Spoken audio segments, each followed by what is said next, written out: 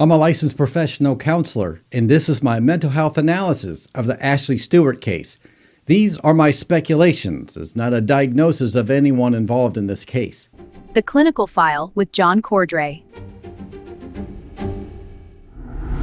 Have you ever wondered how unresolved attachment issues from a fractured relationship can escalate into obsessive tracking and violent confrontation? In cases like this, behaviors such as installing hidden devices on a former partner's vehicle often signal deep-seated fears of abandonment, where the individual perceives loss as an unbearable threat to their sense of self. This pattern not only reveals potential control mechanisms rooted in insecurity, but it also highlights how financial pressures can amplify emotional volatility, pushing someone toward actions that defy rational boundaries. By examining these indicators, we can better understand the psychological undercurrents that may drive such tragedies, offering insights into prevention and early intervention. Police announced charges against Ryan Dodd on January 29, 2026, just 2 days after the incident that claimed Ashley Stewart's life. Authorities detailed how Dodd, her ex-husband, allegedly followed her home and attacked her in her garage, leading to his arrest on multiple felony accounts, including first-degree murder. In this episode of the Clinical File, I'll examine the mental health indicators of this case.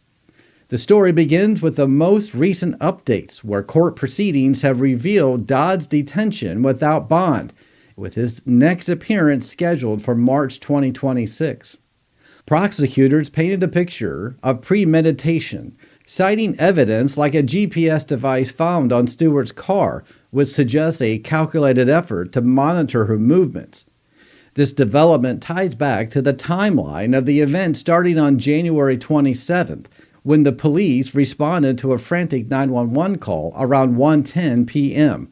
Ashley Stewart's current husband, watching remotely via home security cameras, reported seeing a man chase her into their garage. Officers arrived to the 41-year-old mother of 6 unresponsive, having suffered multiple sharp force injuries that proved fatal. From a psychological perspective, the use of surveillance technology like a GPS tracker points to a significant red flag.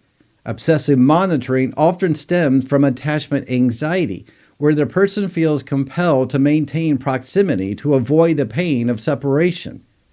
In divorced individuals, this can manifest as an inability to emotionally detach, viewing the ex-partner's independence as a personal rejection.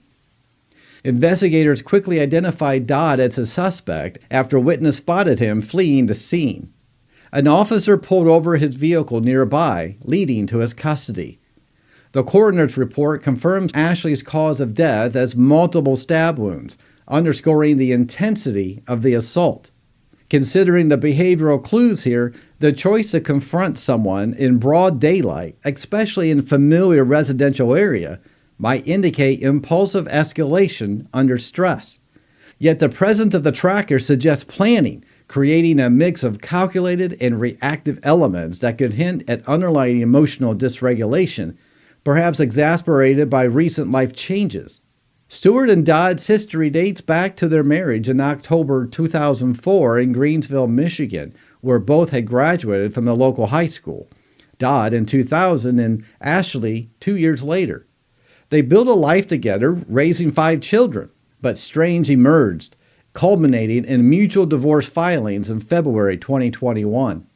The divorce was finalized in 2022, with Dodd agreeing to a substantial settlement, $2.2 million paid out over 10 years at $18,000 per month starting September 2022.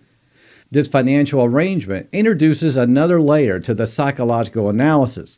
High-stakes divorces can trigger feelings of resentment or entrapment, particularly if one party perceives the obligations as punitive.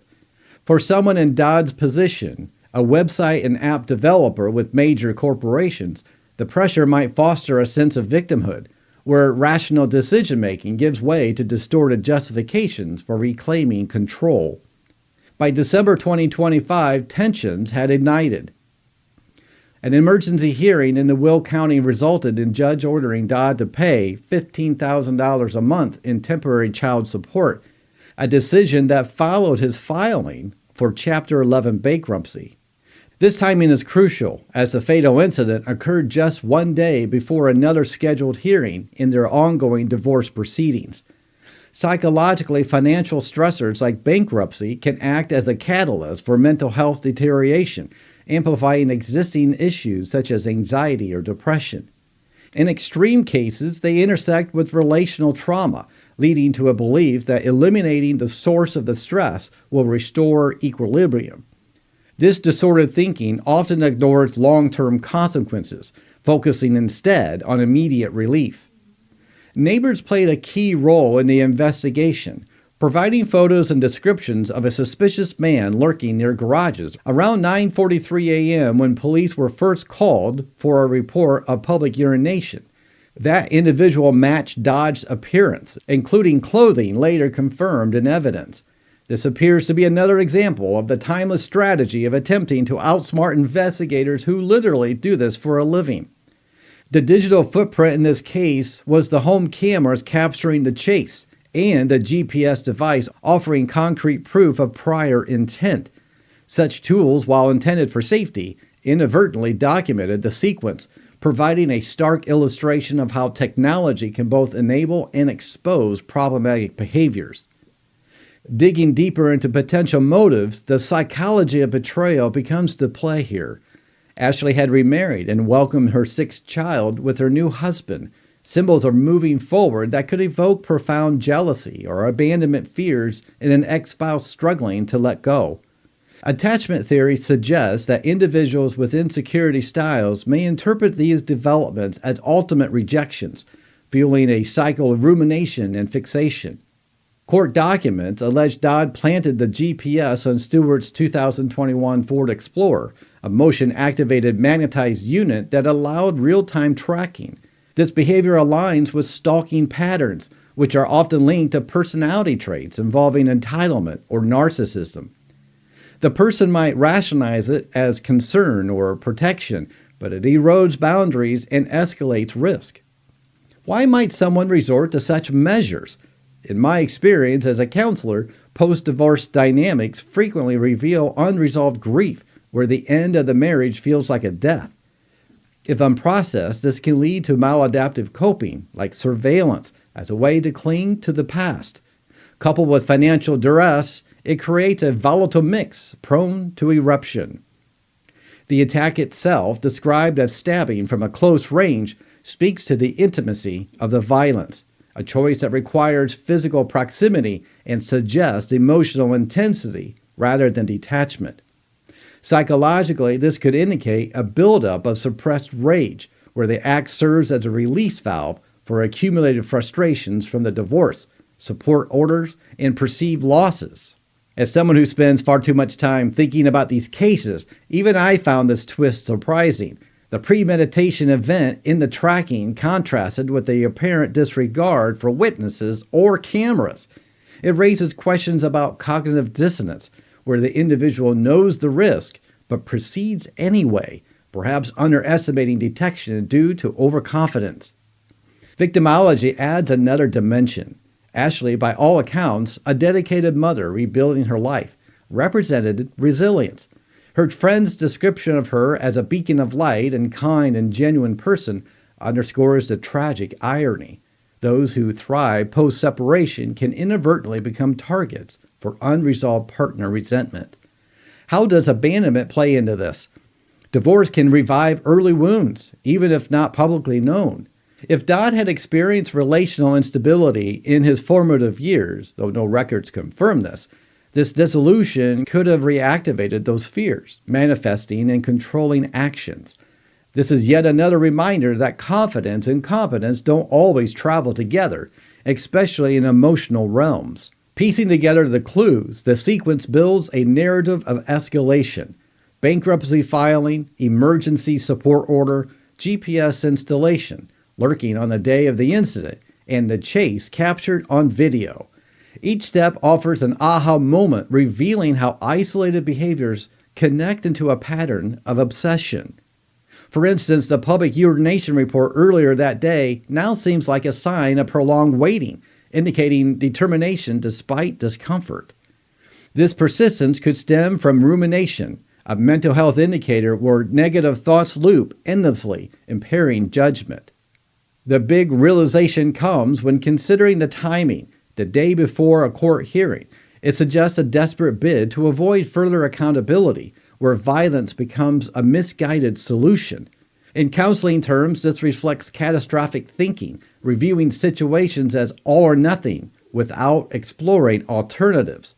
Shifting to broader implications, cases involving ex-partners highlight the need for recognizing red flags early. Violations of no contact orders, unexplained appearances, or financial disputes turning hostile. Mental health interventions such as therapy for anger management or attachment work could interrupt these cycles. In Dodd's alleged actions, we see a classic mismatch between perceived cleverness and actual detectability. Hiding behind bushes or using trackers might feel stealthy, but in a connected world, it often backfires spectacularly. Exploring motives further, deception emerges as a theme.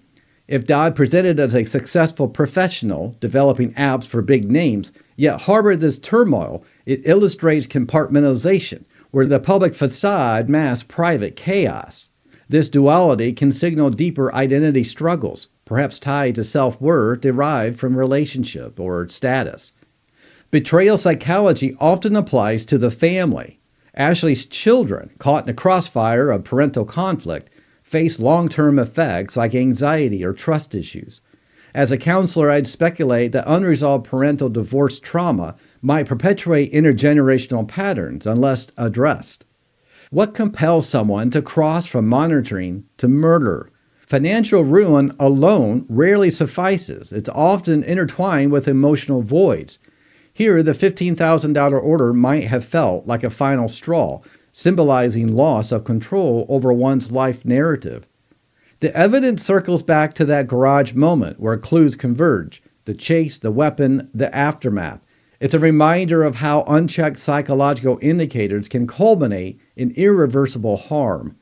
As we reflect, remember these speculations based on public details is not a formal diagnosis, but they aim to foster understanding and not judgment. This is unfortunately happens so often in cases of divorce and domestic violence.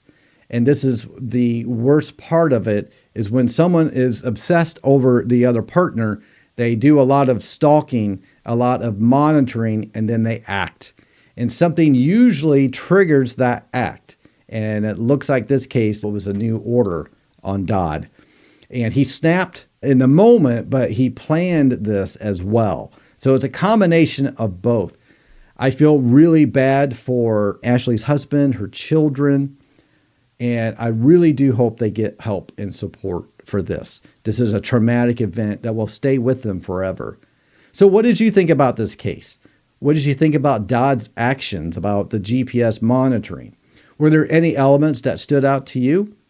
Thank you for joining me today. Until next time, stay curious, stay safe.